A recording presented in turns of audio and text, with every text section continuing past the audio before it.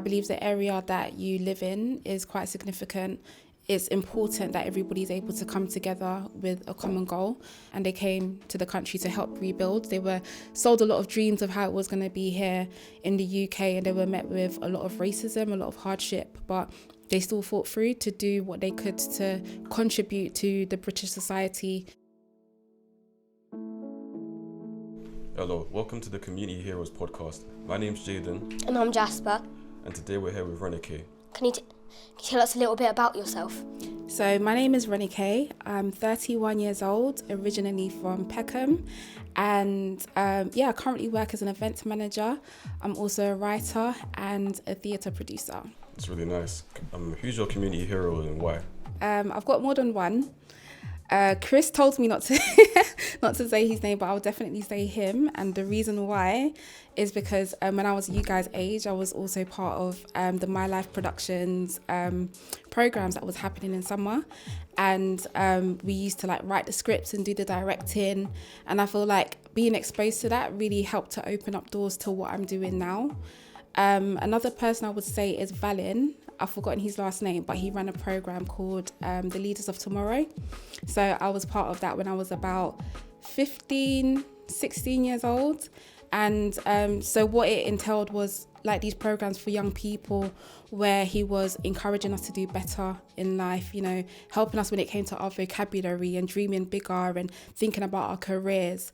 And he was doing that a lot in the Southwark community as well. And it had such an impact on myself and a lot of other people and helps us to get to where we are today and just to, increase our self-esteem. So I would say, Chris and Valin. So you mentioned you grew up in Peckham. What challenges did you face when you were growing up? Oh, okay. I would say peer pressure. Peer pressure was probably one of them. A lot of people that I was around, especially the school that I went to, everybody was just kind of hanging out, doing their own thing, not really focusing on education. It was a lot about gang culture and boys and all that kind of stuff. So there was always that pressure to be involved in that. But I would say that's why programs like this was really important to me, because it helped me to steer my focus. That's probably one of the main pressures that I did have. When did you realise that Chris was your community hero, and when did you meet him? I was probably about 14. So this would have been all the way back in 2006. When I realised that he particularly was a community hero is, I think when I grew up and I did my own play called Kemi from the Block, and that was shown in Theatre Peckham. And I think that's when I realised that, wow, okay, everything that I was doing back then as a young person really did have a huge impact on what I'm doing now, especially trying to pour back into the community with the messages of the play, trying to be an example as well to other young people. So I'll say once I got a bit older. So you said you did films and theatre. What was maybe your favourite film you did, and is there anyone that you did the film with that you're with today, you still know today? I would say there was one that we did called Postcode. So that was really good. That was a great experience because I did that with a lot of my friends as well from school. I was able to be behind the scenes, see how the lighting and the setup and the directing went. Part of the whole process from end to end was really, really great exposure. And just the storyline in itself, I felt like it was really important and it was relevant to what was happening at that time when it came to gang rivalry between communities and different areas.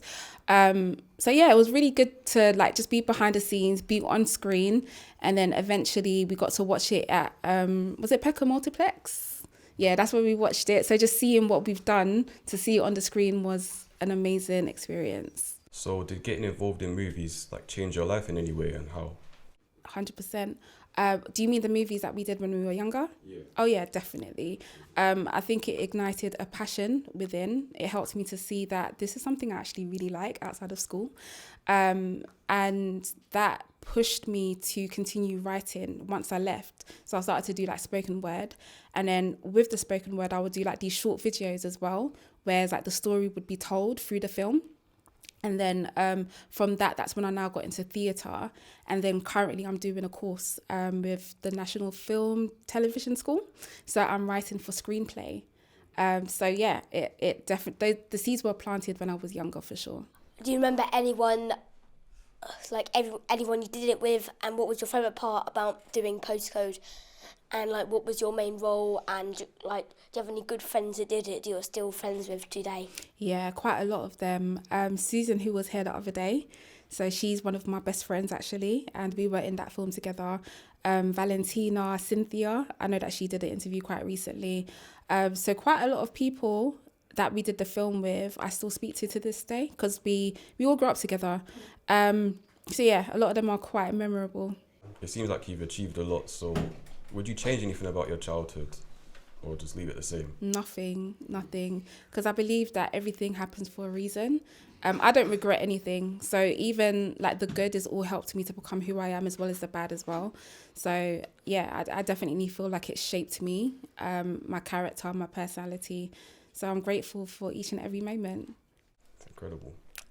What was like, obviously maybe you did loads of different roles within the film Postcode, but what was like your main role? Were you like were you like a main camera person, or were like you were doing sound mainly, or were like you on stage mainly? What was like your main? With the Postcode one, I think, because it was so many years ago, I know that we were part of the process when it came to like producing. Like I think it was like thinking about the places that we were going to be filming in, part of the writing process as well. And like directing too. So, but there was another film, I've forgotten the name of it, that I was one of the main actresses as well. Road Life, that's it. What does community mean to you? Is very important to me. I believe the area that you live in is quite significant. It's important that everybody's able to come together with a common goal. I always say that no man is an island, so we need to be able to help each other to get to, where we're hoping to get to, and that takes teamwork. So that could be, so community comes in all different forms. So that's whether it's, the people that you live around, your neighborhood, even your family, that's community, your friends, church, for example, like wherever you worship. So that's a big deal to me. I think that's really helped me to become who I am today and who I envision myself to become. Like even my church community, for example, when I was doing my play, they really like rallied around me to help me like to fundraise and, to promote it and whatnot, and just giving me words of wisdom in the good times and in the bad times. So I find that, being in a community of people who share a common goal is very important, just to help you to get to where you need to get to, and not even just for what they do for you, but what you can do for other people, because all of us, we've all got something to give. We're all gifted in different ways, do you know what I mean? So it's like what one person can do, another person might not be able to, but where somebody lacks is where somebody can give. So that's where we all come together and we build, and we get stronger. You say that you still work on movies. Is that a way of giving back to the community? And if so, what other ways do you give back to the community? So the movie that I'm going to do, hopefully, fingers crossed, is called Kemi from the Block. So it's basically a film adaptation of the play that I did. So that movie, well, hopefully it's going to be a movie. The storyline is basically about a young girl who gets involved in county lines and trafficking, and how she navigates her way through that and comes out of that lifestyle. So I think that movie is really important, especially for other young people that are around that age who might feel pressured to get into things like that, and just to make them a bit more aware of the signs when it comes to older people and how they might be able to suck them into that type of lifestyle. So I feel like that's one way that I do try to pour back into the community, is through what I write, what I try to portray both on stage and on screen. So do you see community as like a tight mesh, and each person is a strand, keeping the community together, as in that kind of sense? 100%. As I was saying before, like we all have a part to play. We all have something different to give. And I think it's important that everybody is tight-knit and we are all close together, because no man is an island. We can't do anything by ourselves. We need people. Where did you grow up, and could you tell us about your community at that time? Yeah, so I grew up in Peckham. And I would say that the good side of my community is that it was very vibrant. So we had a lot of people from different countries, especially like Africa, Nigeria, we had Jamaica, the Caribbean, a mixture of different cultures. So it was really good to get exposure to different people's ways of living when it came to food, languages, whatnot. I would also say, yeah, it was really good to grow up around, like, in that time, because we didn't have like a lot of social media, for example. So we used to spend a lot of time together, just talking, interacting, natural conversations as well. As a young person growing up in Peckham, I did have quite a lot of things to do. I was quite occupied. As I was saying before, I had the Leaders of Tomorrow program. So we used to go to that every Wednesday after school, I remember. So in those classes, again, they were just like teaching us about how to build our self-esteem, how to think bigger, especially outside of the box that we were raised in, you know, when it came to like our careers, the steps to get there. And they would take us to museums and different areas within the UK just so that we could broaden our horizon, which was really good. We also had a chance to go to America as well for a youth conference. And then, yeah, being part of My Life Productions was also a big part of that. So doing all of the films that we were doing, the writing processes. And yeah, there was just always so much to do. There was always a lot happening within the community, always different programs that we could attend. So that kept us very busy, meeting new people, being exposed to different cultures as well.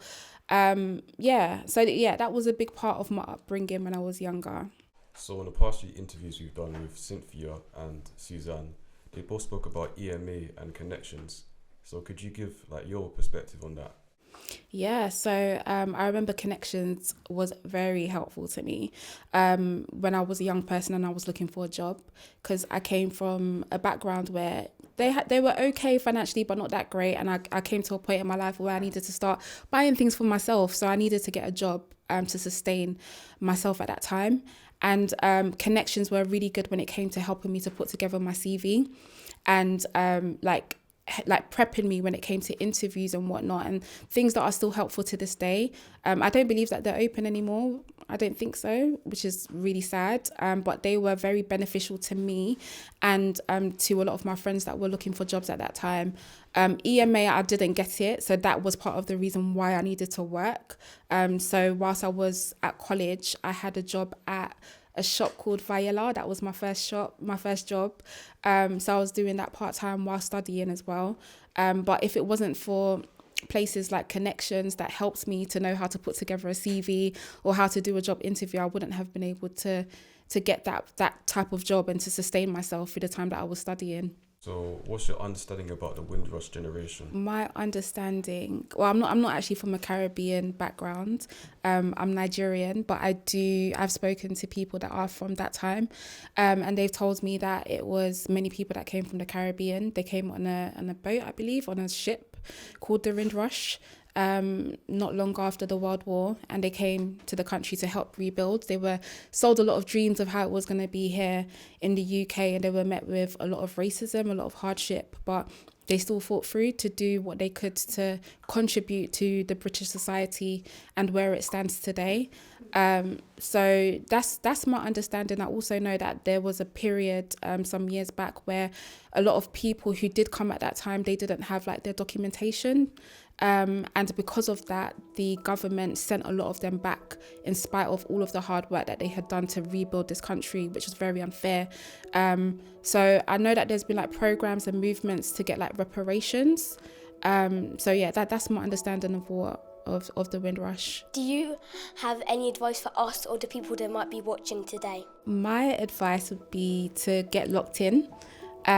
Especially when it comes to like your creative gifts or any gift that you might have, any talent, whether that's sports, whether that's, you know, academics, stay in school regardless, but any other gift that you do have, like pour into it. Don't neglect your gift and just keep on going. Like whatever vision or dream that you have, just believe that if you have a vision, that provision will be made, and just put your all, just work hard and just know that everything that you envision, everything that you're working hard towards, it's going to come to pass.